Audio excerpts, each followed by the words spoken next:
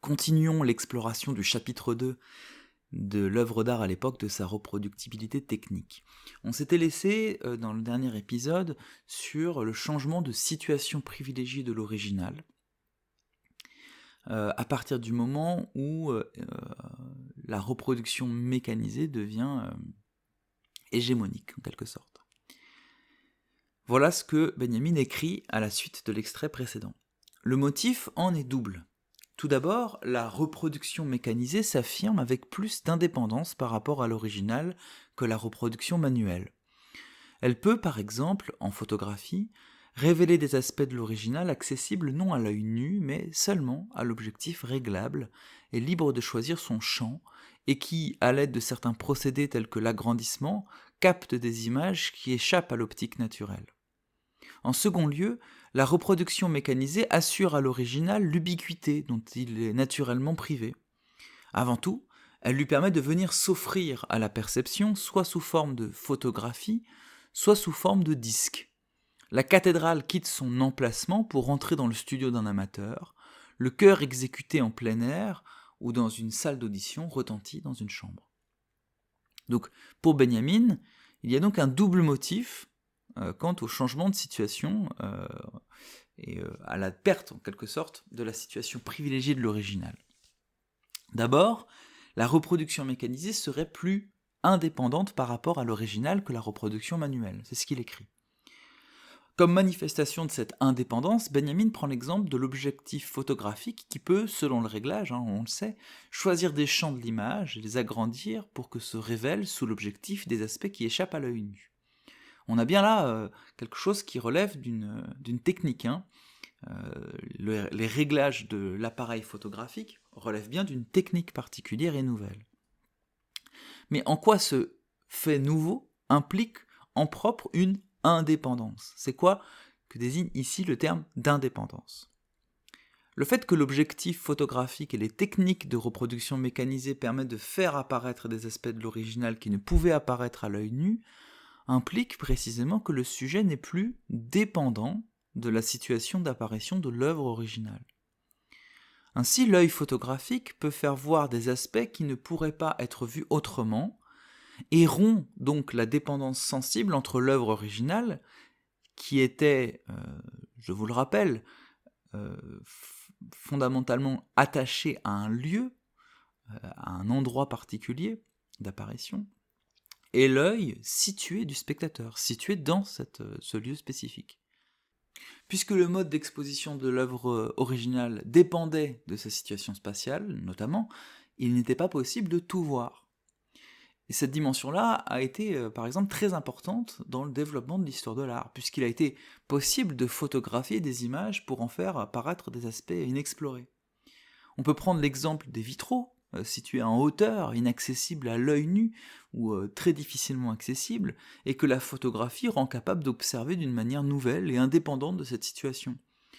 On peut prendre l'exemple d'une histoire de l'art du détail, très célèbre, par Daniel Arras. Je vous conseille de lire ces livres d'histoire de l'art, ils sont accessibles même pour des élèves de terminale qui ne connaissent pas l'histoire de l'art, c'est des super introductions, le détail chez Daniel Arras ou histoire de peinture.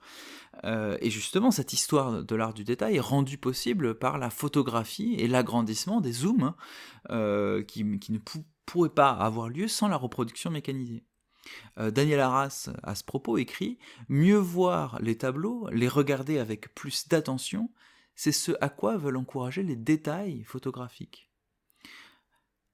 Donc là, je vous conseille d'aller voir des exemples, si vous écoutez ça en podcast. Il faut que je vais afficher sur la vidéo un exemple de détail sur lequel travaille Daniel Arras, mais vous pouvez faire des recherches par vous-même, vous verrez que Daniel Arras a repéré, grâce à la technique photographique, des détails qui, pris à l'intérieur de grands tableaux, de grandes fresques, n'étaient évidemment pas observés de la même manière quand ces fresques, ces tableaux étaient situés à des emplacements qui, par le jeu des lumières et des ombres, n'étaient que très peu visibles finalement par les spectateurs lambda. On pourrait prendre d'autres exemples plus récents. Aujourd'hui, il est possible de scanner des tableaux pour faire apparaître les premières épreuves de ce tableau par IRM, je ne sais plus exactement les techniques, et donc de révéler toute une archéologie, toute une histoire du geste pictural lui-même, ce qui n'était pas évidemment possible autrefois.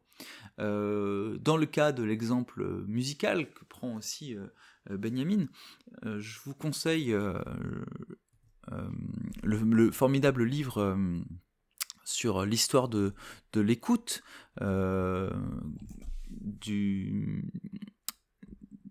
de Peter Swendy, où il réfléchit justement à la manière, donc le titre exact c'est Écoute, une histoire de nos oreilles, c'est un livre vraiment magnifique et passionnant, enfin il est écrit d'une manière qui le rend lisible, c'est pas de la philosophie théorique très ardue, et par des exemples précis, Swendy nous montre qu'en fait, la musique, notre rapport à la musique est radicalement modifié à partir du moment où, notamment, elle est indépendante du fait d'être jouée en direct. Aujourd'hui, on peut, par la reproduction mécanisée, réécouter 5, 10, 100, 1000 fois le même morceau. Et donc, pour l'analyse, pour la compréhension, pour notre mode d'appréhension esthétique de l'objet musical, évidemment, ça change quelque chose. Et ça fait une parfaite transition pour la suite, parce que par ailleurs, Benjamin écrit « La reproduction mécanisée assure à l'original l'ubiquité dont il est naturellement privé ». Donc l'ubiquité, je le rappelle, ça désigne la capacité d'être en plusieurs lieux à la fois. Or, nous l'avons vu, la caractéristique même de l'œuvre d'art originale est d'être attachée à un ici et maintenant. Mais avec la reproduction mécanisée, il est possible de l'offrir à la perception en plusieurs lieux à la fois. Alors évidemment, une telle possibilité était envisageable déjà avec une reproduction non mécanisée. Des images de tableaux célèbres pouvaient circuler par des moyens de reproduction non mécanisés. Mais l'implicite ici est que la mécanisation, en perfectionnement à l'extrême la reproduction, la rend sensiblement indifférenciée de l'original et permet aussi une massification de cette reproduction. Le morceau de musique que j'écoute dans la salle d'audition ou dans ma chambre est sensiblement le même.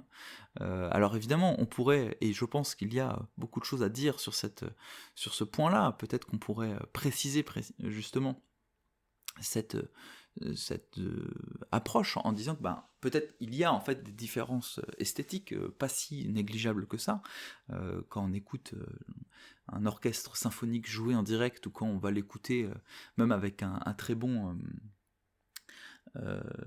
très bon système sonore, c'est pas exactement la même chose, mais malgré tout l'approche sensible peut de loin en tout cas apparaître sensiblement la même. En tout cas, ça se discute.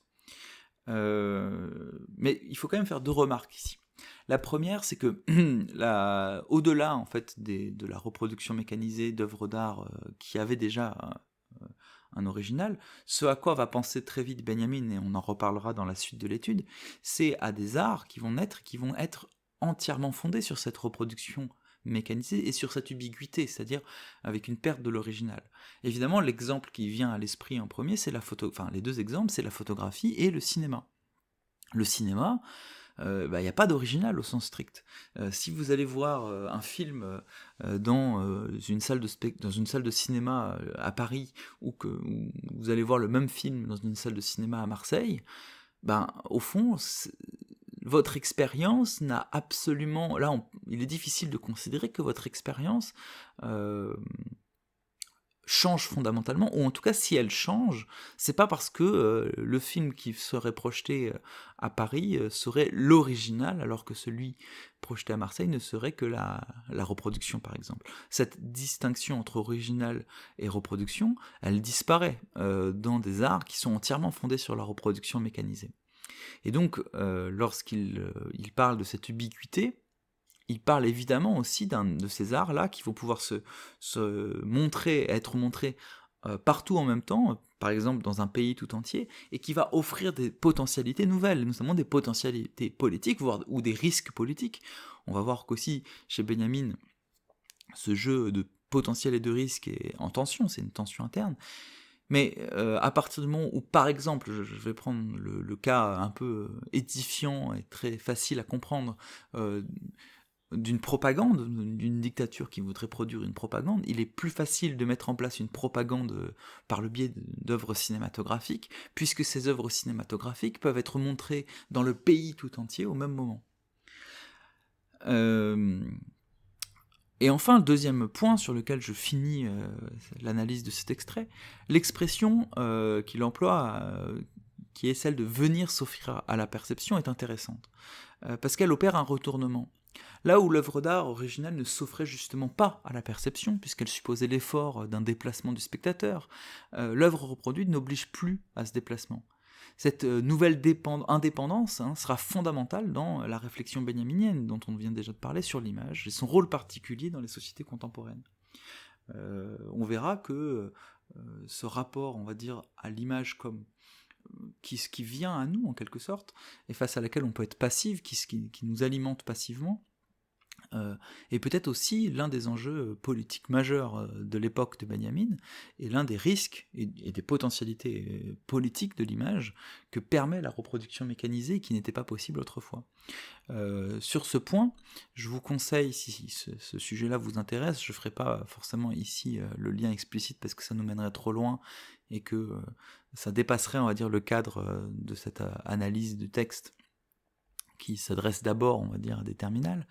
Mais je vous conseille la lecture de Paris, capitale du XIXe siècle, et notamment du très célèbre livre des passages, où Benjamin analyse la manière dont les passages parisiens et les galeries marchandes, justement, participent à une modification dans notre rapport à l'expérience de l'image, parce que dans les galeries marchandes, les choses qui sont montrées n'ont plus le même statut exactement que celles qui étaient montrées sans être vraiment montrées dans le cadre d'images cultuelles. Voilà. Je rentre pas plus dans le détail, mais disons que ce que je suis en train de vous raconter là sur le changement du statut de l'image et le renversement, le retournement dans le rapport entre la perception et l'image, il est aussi pensé chez Benjamin dans Paris, capitale du XIXe siècle, et notamment le livre des passages.